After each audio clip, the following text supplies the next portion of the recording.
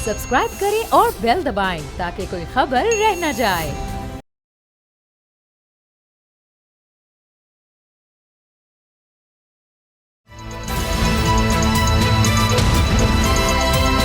अब पता चला। अस्सलाम वालेकुम नाज़रीन, आप देख रहे हैं प्रोग्राम अब पता चला और मैं हूं सैयद मुज़म्मिल। नाज़रीन, अगर बात की जाए तोशाखाना केस के हवाले से तो इस्लामाबाद हाई कोर्ट की तरफ से आज एक अहम फ़ैसला आया और वो फ़ैसला ये है कि चेयरमैन PTI के ख़िलाफ़ जो फ़ौजदारी केस था ट्रायल कोर्ट की तरफ से, जहां पर पहले समाअत होती रही, उस फ़ैसले को कलअदम करार दिया गया। और जो इससे पहले हम देख रहे थे कि इस पर कार्रवाई हो रही थी, दोबारा से ट्रायल कोर्ट को ये फ़ैसला भिजवाया गया है। और ये वही केस है जिसमें पहले इलेक्शन कमीशन की तरफ से उनकी नाअहली हुई थी और उन पर कंसीलमेंट ऑफ एसेट्स की जहाँ तक बात है, या जो गिफ्ट्स उन्होंने फ़रोख्त किए उसके हवाले से जो एक्यूजेशंस थी, उसमें ये डेवलपमेंट रही। इसको भी आज हम डिस्कस करेंगे। इसके अलावा जो सियासी मैदान है उसमें ख़ासी दिलचस्प सूरत हाल क्रिएट हो चुकी है, क्योंकि दुबई में जो तमाम तर मीटिंग्स हुई जिसके बाद नवाज़ शरीफ साहब अब सऊदी अरब में मौजूद हैं, उसके हवाले से ख़बर ये सामने आ रही है कि नून लीग ने पीपल्स पार्टी से जो इंतखाबात के हवाले से इताअत करना था, उनकी तमाम खबरों से तरदीद कर दी है और ये कहा है कि कोई सीट एडजस्टमेंट फ़िलहाल डिसाइड नहीं हुई कि होनी है या नहीं होनी, और इस पर अभी हतमी फ़ैसला होना बाकी है। ये भी कहा है कि पंजाब के तमाम हलकों के अंदर अपने उम्मीदवार जो हैं वो हम उतारेंगे, इसका फ़ैसला किया गया है।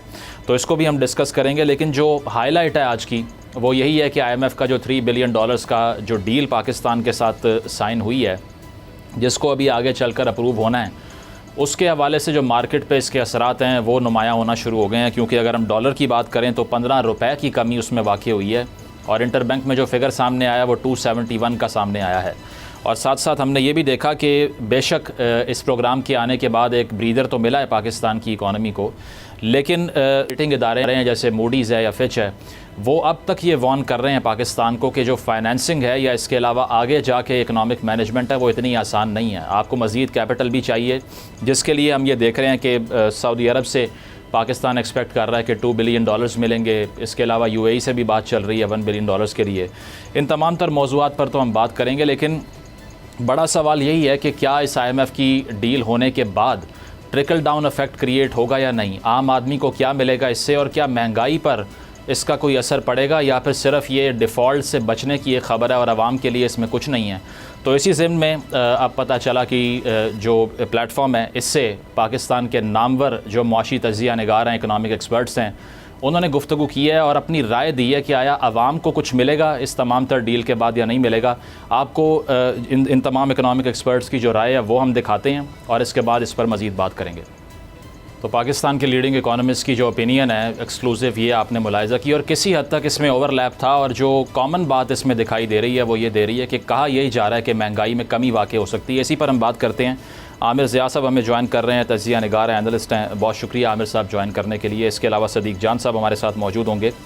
आमिर साहब, आपसे आगाज़ करते हैं। आपने सुना कि ज़िशान मर्चेंट साहब कह रहे हैं महंगाई कम हो सकती है, खाकान नजीब साहब कह रहे हैं it's a good scenario for Pakistan, Khurram Shahzad साहब कह रहे हैं बिजली गैस महंगी हो सकती है लेकिन महंगाई में फिर भी कमी वाक़ई होगी, और मेहताब हैदर साहब ये कहते हैं कि डिफ़ॉल्ट के ख़तरे से पाकिस्तान निकल आया है। ज़ुबैर मोतीवाला साहब की ओपिनियन ये है कि शायद इतना फ़र्क ना पड़े आवाम को।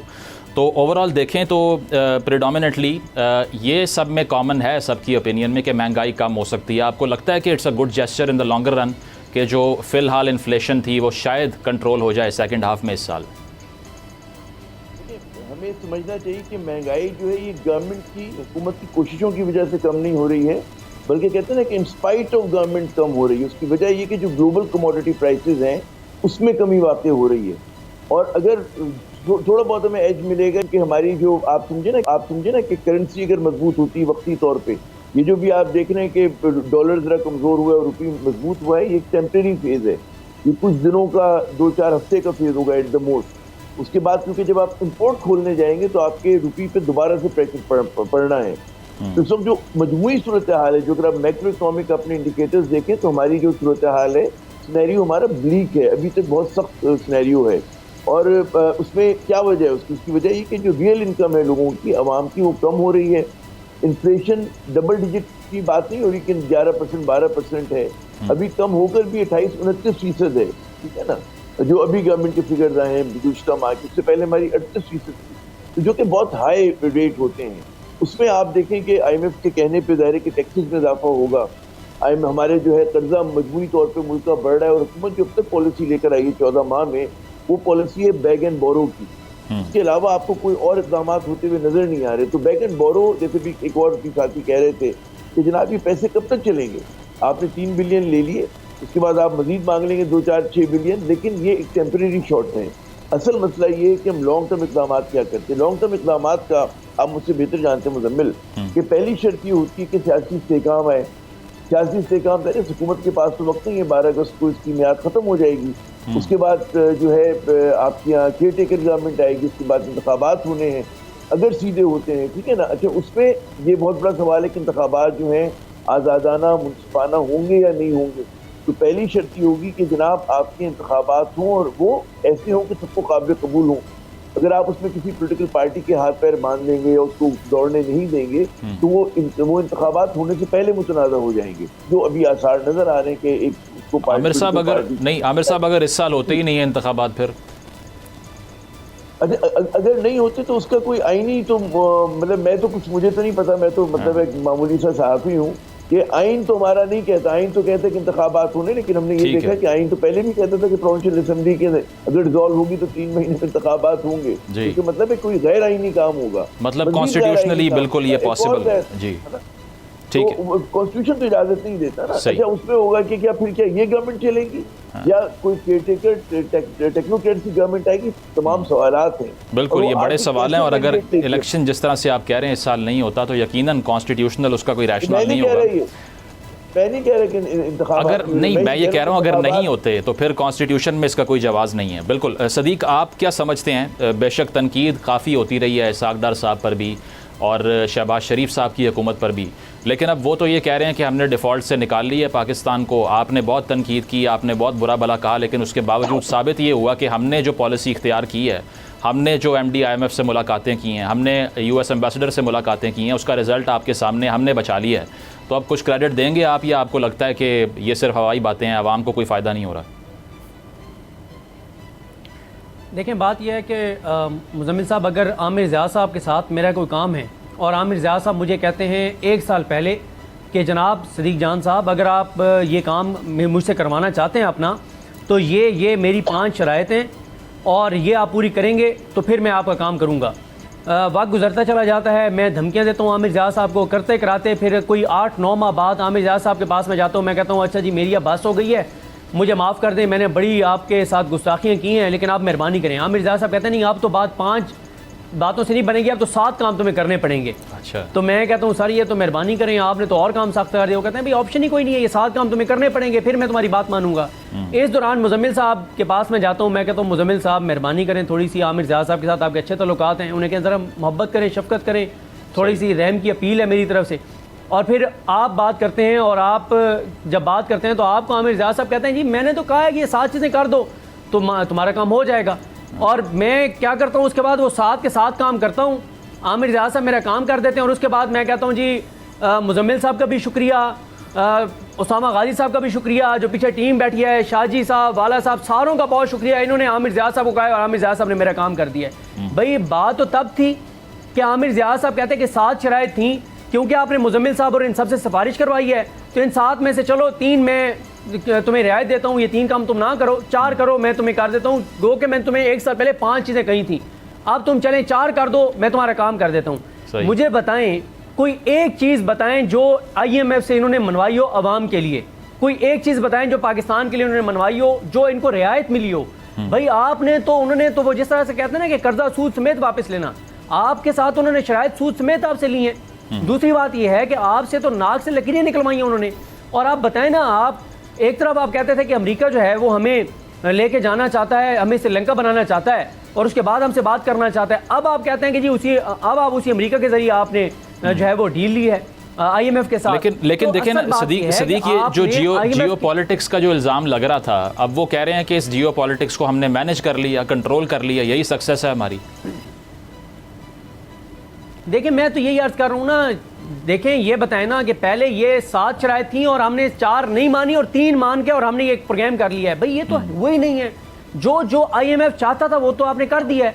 दूसरी बात ये है कि आप महंगाई का मुआवजा क्या कर रहे हैं कि जून 2023 का मुआवजा आप करके कह रहे हैं कि जून 2022 जो नून लीग की हुकूमत थी उससे महंगाई कम हो गई है। सही। भाई अगर आपने मुआवजा करना है तो फिर आप जून 2023 का जून 2021 से करें, फिर तहरीक इंसाफ की हुकूमत से आप मुआवजा करें। ठीक है, ठीक है। दूसरी बात यह है कि आप देखिए मुनाफकाना एक रवैया ना, पहले आप कहते हैं कि को जो है वो पाकिस्तान उनके हाथ गिरवी रख दिया है और पता नहीं पाकिस्तान के एटमी असासों का क्या बनेगा, फिर आप खुद फ्लोर ऑफ द पार्लियामेंट जो है, फ्लोर ऑफ द हाउस जो है, वो आप ये कह रहे हैं कि वो हमारे न्यूक्लियर एसेट्स के पीछे हैं। इतने गैर जिम्मेदाराना बयान दे रहे हैं। आप कमेटी में बैठ के कहते हैं हमें श्रीलंका बनाना चाहते हैं। अब आपने उनकी सारी शराइत मान के और आपने कर्जा लेके और 1 घंटा और 58 मिनट आपने कौम को भाषण दिया है कि आपको मुबारक हो, हमें भीख मिल गई है, कर्जा मिल गया है, और आपको जिबा करके, कौम को जिबा करके हमने जो है ये IMF डील लिया है। 1 साल पहले कर लेते। वो इसाक डार साहब जो कहते थे कि मुझे ना बताओ IMF को कैसे डील करना है, मुझे पता है, मैं IMF को लिटा दूंगा, मैं लंबा डाल दूंगा, मैं ये कर दूंगा, मैं वो कर दूंगा।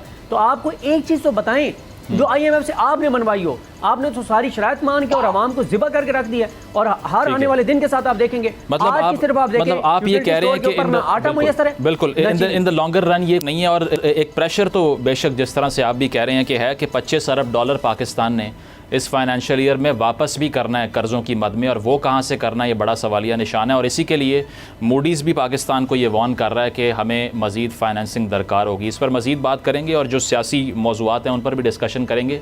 प्रोग्राम में एक ब्रेक शामिल करते हैं and will be back right after the break. Thank you. अब पता चला।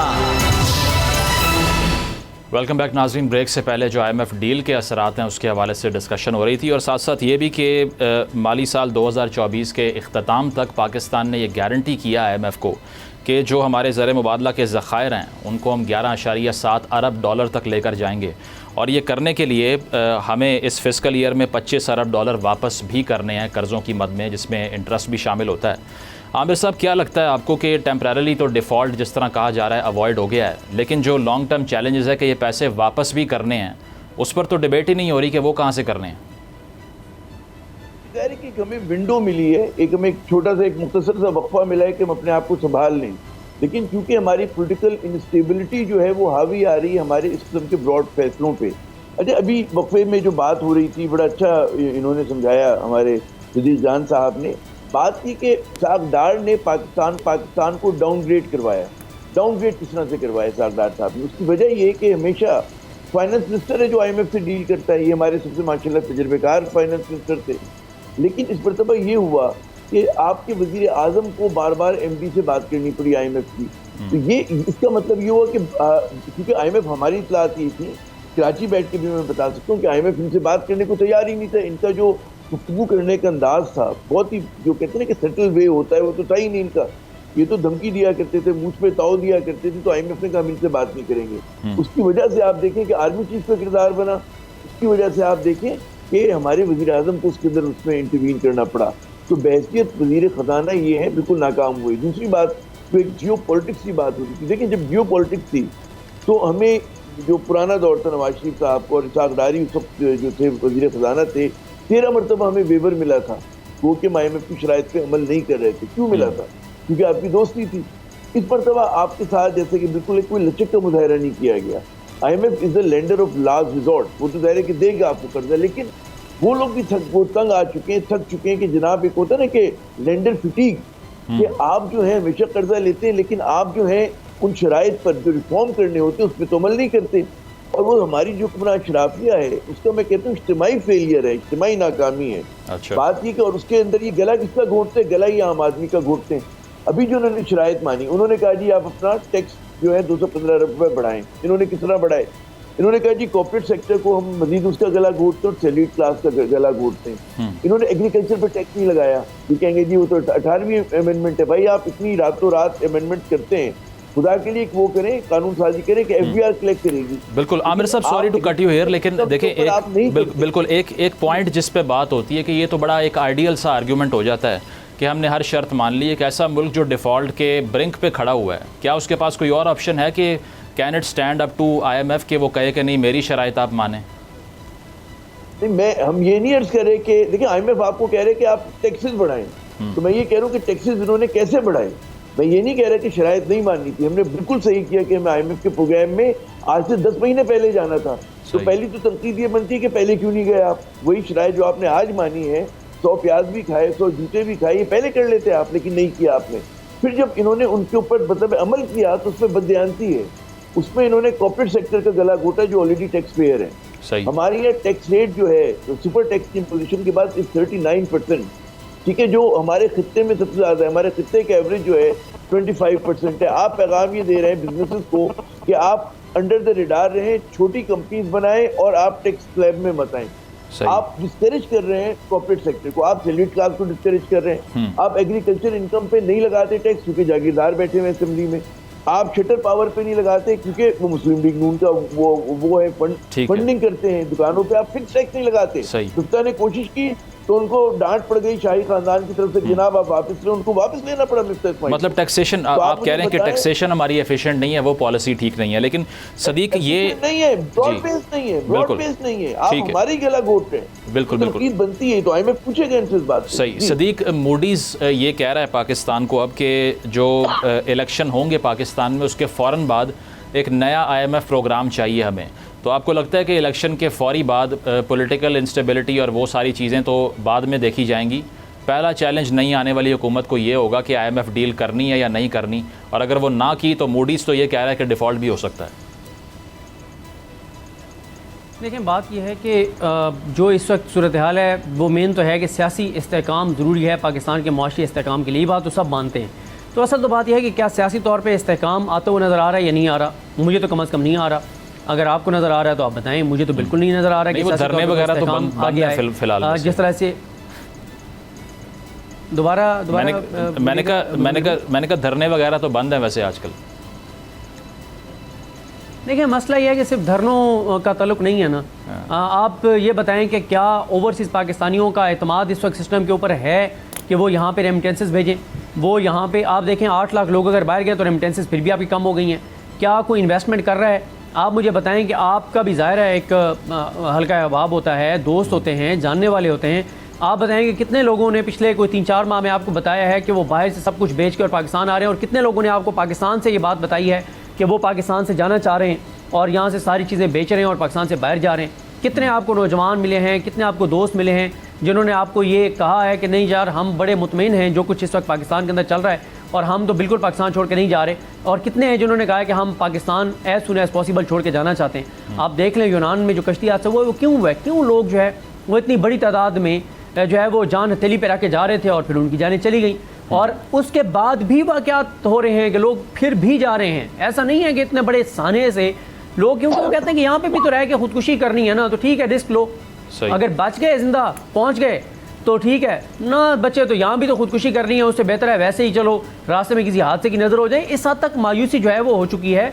बाकी मसला ये है कि आप अभी देखेंगे, अभी ये हुकूमत देखें, ये दोनों पार्टियाँ बैठ कर, पीपल्स पार्टी और नून लीग, जितना आप अब तक बाहर खबरें आई हैं निगरान सेटअप के हवाले से, कोई आपने सुना है कि कोई ये बात हुई हो कि निगरान सेटअप में हमने वो बंदा लाना है जो पाकिस्तान को संभाल सके?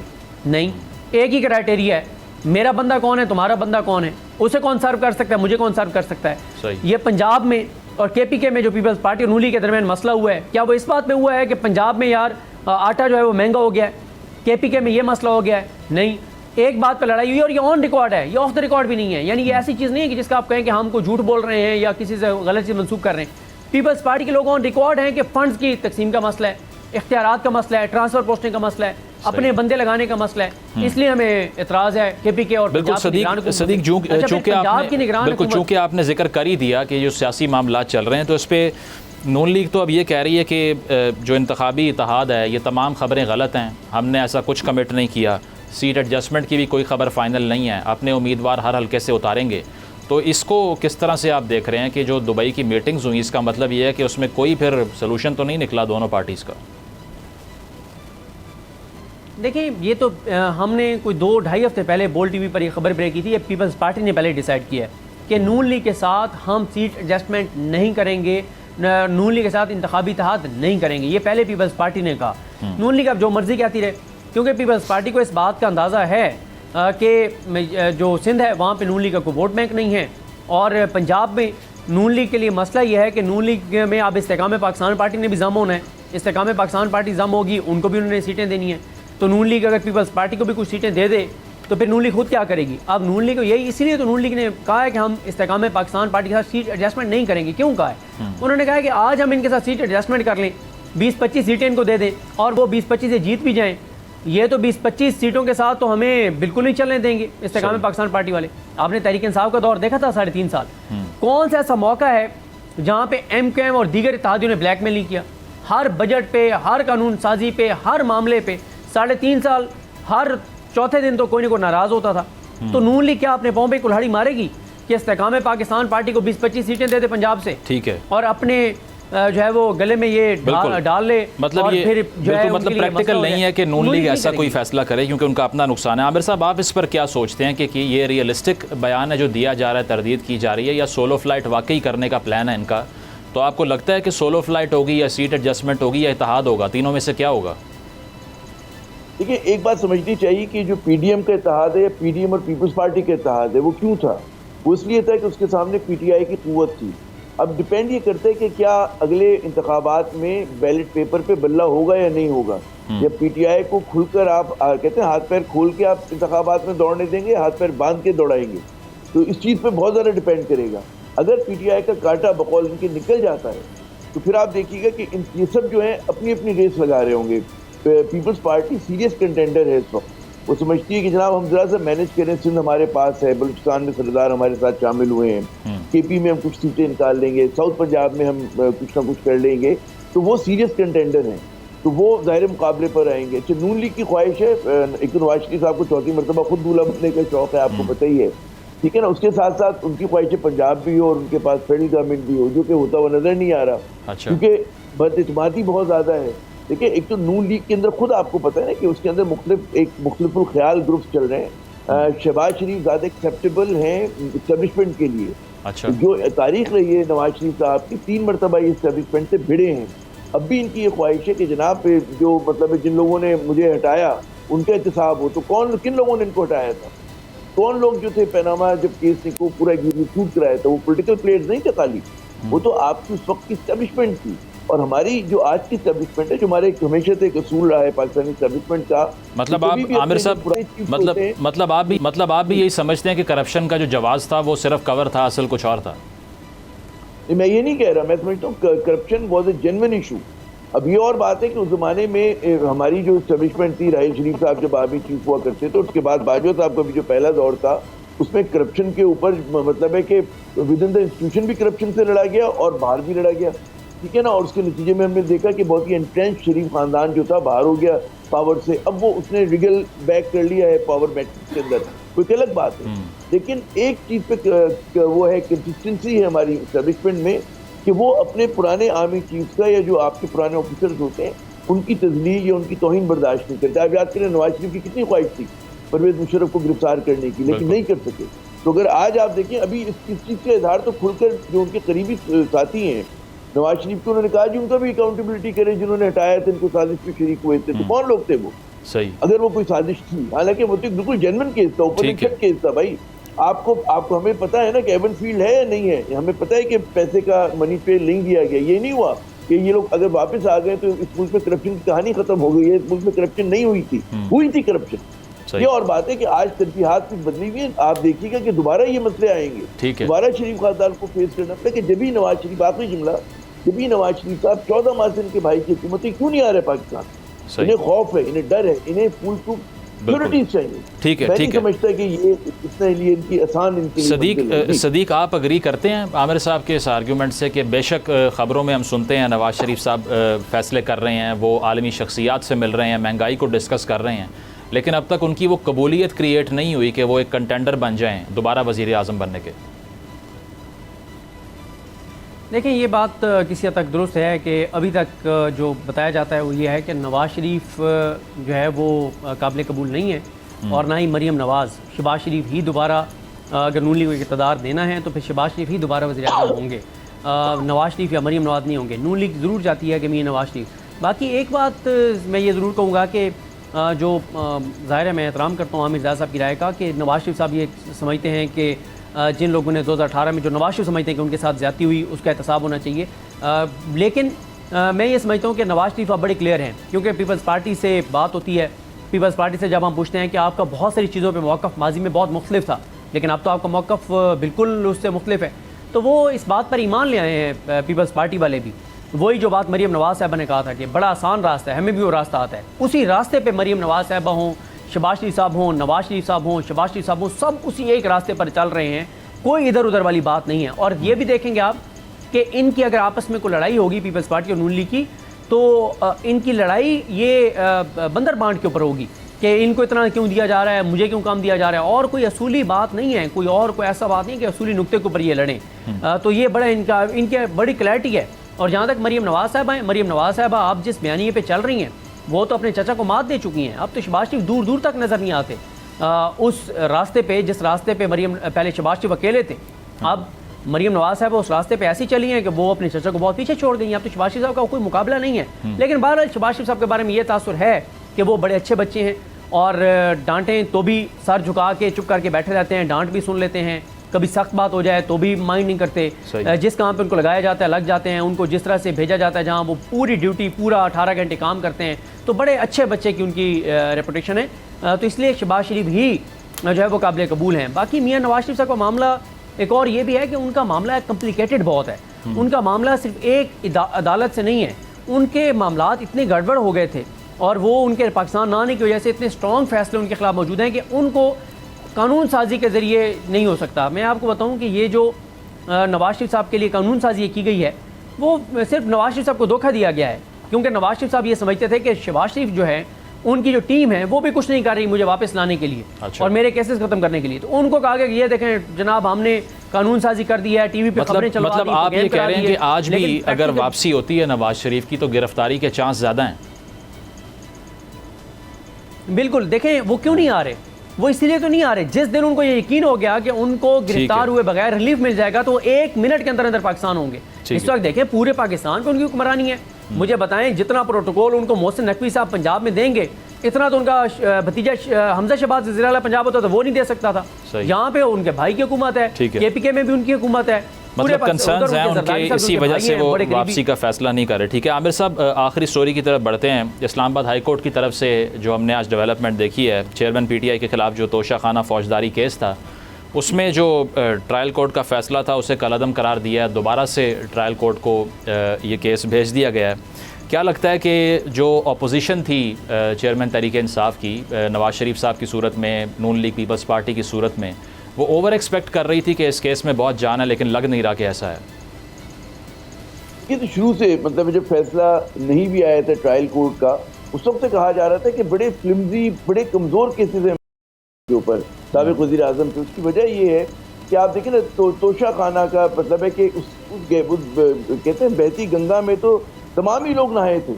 और अगर फ़र्ज़ करें कि कोई शख्स जो है मतलब है कि एक चीज़ लेकर उसको फ़रोख्त कर देता है तो इसमें कोई जुर्म की बात नहीं है। ये एथिकल क्वेश्चन हो सकता है कि यार नहीं करना चाहिए था, ये चीज़ मुनासिब नहीं थी, नामुनासिब बात थी, लेकिन इसको आप चोरी तो नहीं कह सकते। आप ये नहीं कह सकते। आमिर साहब एक मसला नहीं आमिर साहब मसला एक ये है कि उन्होंने शुरू से अपने आप को ब्रांड ये कहकर किया कि I am different than the other parties of Pakistan, इसीलिए मैं इखलाकी जवाज़ पे मॉरल अथॉरिटी पे रूल कर रहा हूँ। तो एब्रोगेशन ऑफ द लॉ तो सेकेंडरी हो गया ना, असल में इखलाकी जवाज़ पे सियासत जो उनकी थी आपको लगता है वो भारी पड़ गई? अच्छा मुझे एक तो देखिए, एक बीइंग प्राइम मिनिस्टर, अगर हमारे यहाँ जो कहते हैं ना बिलियंस ऑफ रुपीज़ की मनी लॉन्ड्रिंग और जो साबिक जो लोग थे जिन्होंने जो कहते हैं ना कि पूरी बेकरी खा गए वो, तो उनके मुकाबले में मैं तो कहूँगा इसके ऊपर एक आपको मज़ाक़ खेज़ बात लगती है कि हुआ भी क्या, करप्शन का इल्ज़ाम भी लगा तो क्या लगा, एक घड़ी मतलब एक शख्स चाहता अगर उसको करप्शन ही करनी होती है अरबों रुपए की कर सकता है। मतलब हमारे यहाँ जो है मतलब छोटे मोटे वजीर बहुत ज़्यादा कमा लेते हैं, छोटे मोटे ब्यूरोक्रेट बहुत ज़्यादा कमा लेते हैं। आज के दौर में 2, 4, 5 करोड़ रुपए, 15 करोड़ रुपए तो कोई बात नहीं। 500 रुपए का 500 गज का मकान नहीं आता कराची में। नहीं आमिर साहब, उसके लिए भी 190 मिलियन पाउंड्स वाला केस भी है ना। मैं अभी उस पर वो एक अलग है ना 190, ये तो अभी तो आप तोशा खाना की बात करें। तो मैं कह रहा हूँ तोशा खाना की आप अमाउंट भी देखें। ये एक तो देखिए चोरी होती है, चाहे छोटी हो चाहे बड़ी हो, लेकिन यहाँ तो सवाल ही कि क्या वाकई चोरी है वो, और आपको साबित करना पड़ेगा। और फिर क्या फिर ठीक है अगर चोरी की ठीक है ना, बिल्कुल सजा दें, आप 16 आने सजा दें, हम किसी को डिफेंड नहीं करते, लेकिन जो माजी में लोगों ने किया गाड़ियां लेके रख ली उन्होंने और बड़ी बड़ी चीजें लेके रख ली, उनको क्या भूल जाएंगे?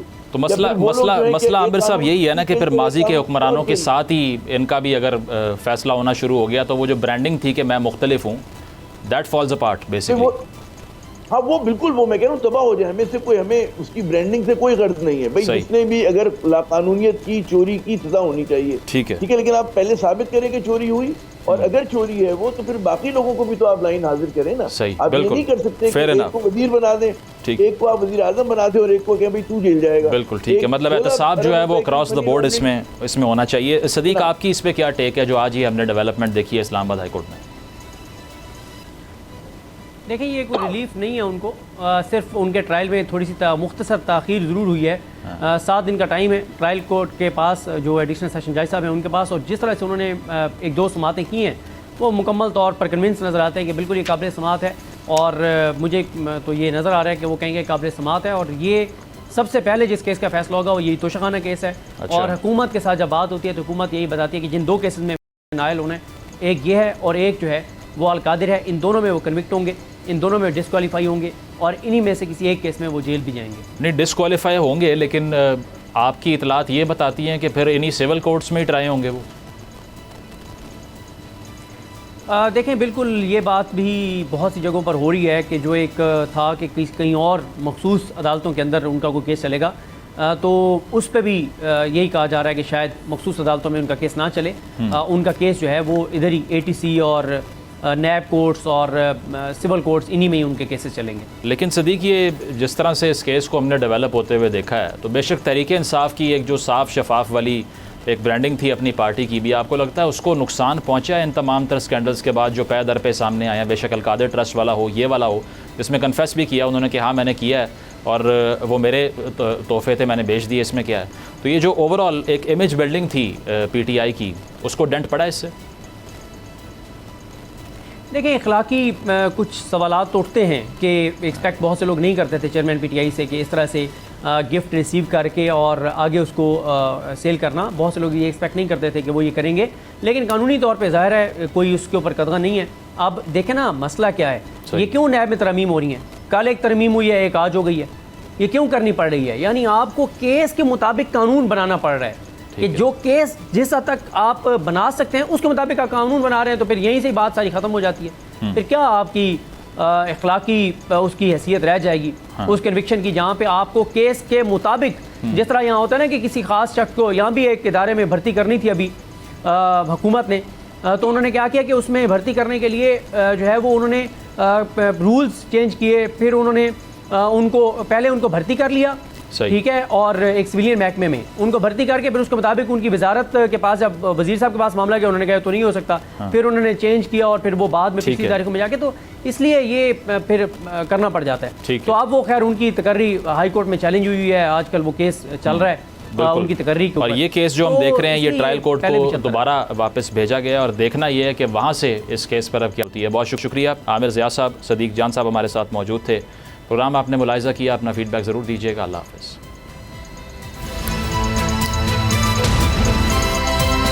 अब पता चला।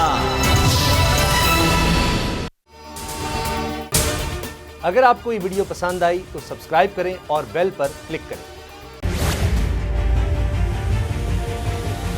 बड़ी ईद की बड़ी खुशियां, बोल ने निभाई अपनी सहाफती जिम्मेदारियां। कराची में ईद उल अज़हा के मौके पर लियाकताबाद टाउन ऑफिस के साथ ही आलाइशों का ढेर लग गया है। सिंध सॉलिड वेस्ट मैनेजमेंट की टीम भी वहां पर मौजूद है। बड़ी ईद की खुशियों में भी बोल रहा सबसे आगे, सफाई मुहिम के लिए मुतालिका इदारों तक पहुंचाई आवाम की आवाज।